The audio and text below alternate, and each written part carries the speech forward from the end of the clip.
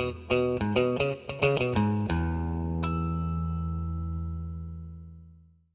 everyone, and welcome to another one of our videos. Today we're going to be replacing the coolant here in the radiator on my 1997 Toyota 4Runner. This process is going to be basically the same for all third-gen 4Runners from 1996 to 2002, and it's going to be pretty darn straightforward. It's really a simple process. The way that I'm doing it, I'm not flushing the coolant or anything.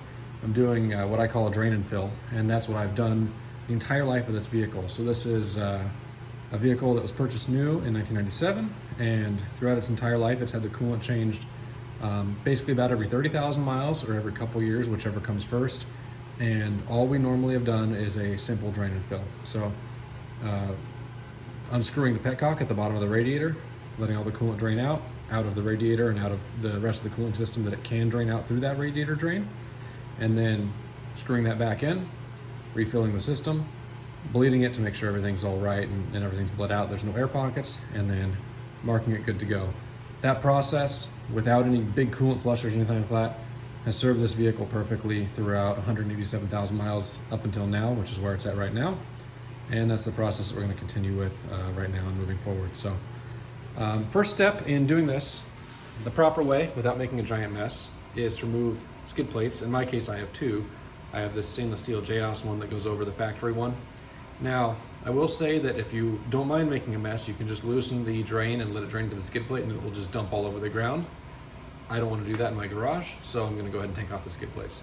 But just know that if you want, you can actually reach up and around and loosen that drain valve, and everything will just dump into the main skid plate.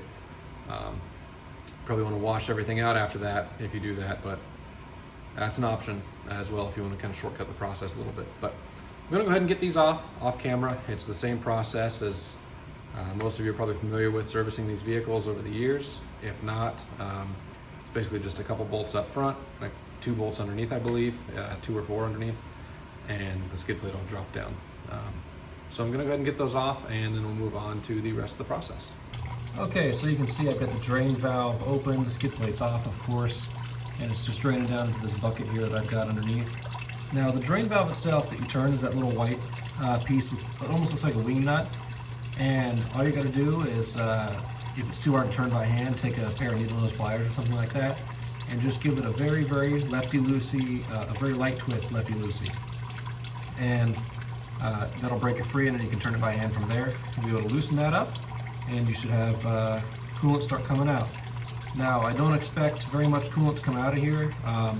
If I remember correctly, the capacity of the radiator and everything on this truck is, I think, like a gallon and change, maybe 2 gallons at the most.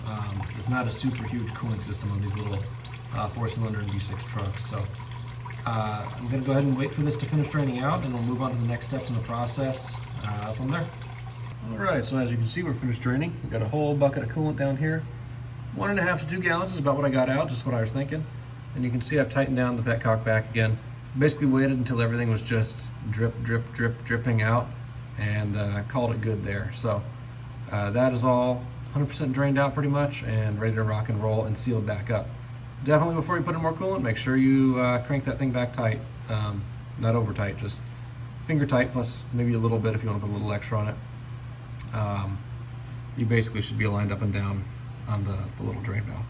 So that's all good and done, and we're ready to move up to the top side of the engine bay to do the actual filling of the coolant. So one thing I want to mention is, and this is a boo-boo on my part, whenever I started draining, I forgot to pull the radiator cap off.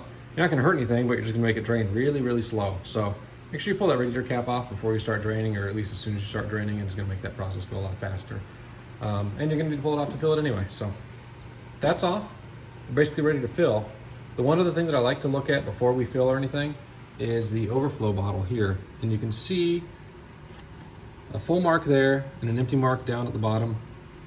Hopefully you can see that on camera. I like to be somewhere in the middle, and I am below empty right now, which means that the truck has been basically evaporating coolant over time. Over time, the coolant will go away essentially. So it's not burning it or anything like that. It's just over time your vehicle is going to lose coolant if it sits long enough and you run it long enough and everything. So gonna fill up the radiator, gonna top this guy off, and we're basically gonna be ready to start the truck after that. It's a pretty darn simple job, like I said. So I'm gonna get my little funnel set up and talk you through that and the filling process, and what we're using for coolant and everything. And then we'll proceed from there. All right, so you can see here we are ready to go ahead and start filling coolant. I have a nice little coolant funnel. Can't remember the manufacturer of this particular one, but I'll leave a link down in the description because I did get this one off of Amazon.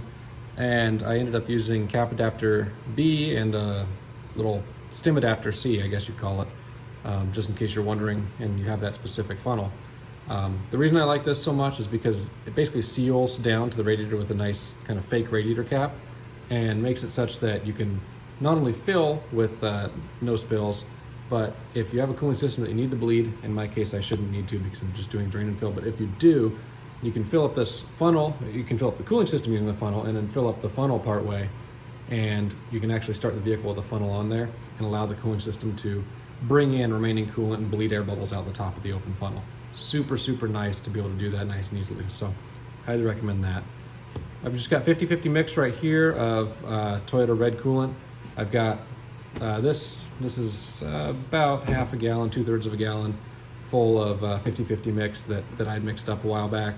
And then I've got another almost full gallon of concentrate. So I'm gonna go ahead and dump in this full pre-mixed jug right here. And I'll mix up that other gallon to the 50-50 ratio and dump that in until we're somewhat full. And then we'll go ahead and proceed from there. Alrighty, so I have the coolant full now. What I did was I ended up actually with some coolant left in the funnel after I had poured in my last batch of distilled water. So what I did was I turned on the truck for just a probably minute or so, let it idle for a little bit, gave it a couple quick blip revs, I mean super low RPM ones, and let it kind of cycle as much coolant as it could into the system, so bleeding as much of the little air bubbles that are in there out. And then I also let it kind of, in doing that and in the water pump spinning and everything, it cycles a bunch of the coolant back up into the funnel and then back down, essentially mixing whatever was just distilled water in the funnel into more or less a 50-50 mix of coolant, which you can see in there. Now where I have this is I put the little plunger blocker in that funnel. The other nice part of this is the fact that if you overfill, you don't make a mess. So I put that in there, and what I'm gonna do is dump the rest of that 50-50 mix and any additional that I need to down into the overflow tank here, just to make sure it's between the full and empty lines. That's all I'm going for right now, because the truck is still cold and everything. So I'm gonna go ahead and do that, and that's basically in the coolant job. So we'll do that, wrap everything up, and we'll come back, revisit, recap, and cover everything we need to close this thing out. Alrighty, so we have the coolant filled up here, as you can see. It's right to the brim of that water neck there. And the reason I have this over here is because whenever I put this cap on, there's probably gonna be a little overflow. And if we look down in here, you can see that the level of coolant is right between the empty line, which is right down there, and then the full line, which is right up there. So we're good to go there. So to finish this off, radiator cap on. Just trying not to make any kind of mess or pinch the towel in there. You see we just got a little tiny bit of spillover. That's all good. Blot up anything that we have back there. Everything's nice and clean. I do want to mention, you don't want to get any coolant on your paint. Toyota's coolant isn't terribly corrosive, but it will eventually melt the paint off your vehicle, and other folks' coolant is a lot worse, so just keep that in mind. And then this guy, the overflow tank, tube goes all the way down in there. Get that out of the way, and then the lid just snaps down into place, and you can see it's nice and secure. So wiped up the last little bits of